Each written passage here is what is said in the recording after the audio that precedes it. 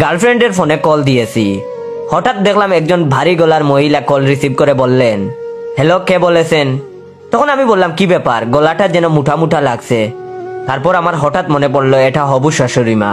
তখন আমি বললাম, হ্যালো, আসসালামু আলাইকুম, আমি গ্রামীণ ফোন থেকে জয় বলছি। তখন তিনি বললেন, হ্যাঁ, কি জন্য কল দিছেন? তখন আমি বললাম, ম্যাম, আমাকে এখান থেকে কল করে বলা হয়েছে যে টাকা কেটে নেয়। তখন তিনি বললেন, ঠিকই ধরেছেন, আমার কি সুন্দর মাইয়াটা, কত ভালো ছিল, এখন কোন হারামজাদার পাল্লায় পড়েছে, তার সাথে সারাদিন পটর পটর করে। আমি যদি ওই হারামজাদাকে পাই তো ওর প্রেম করা গুছায় দেব।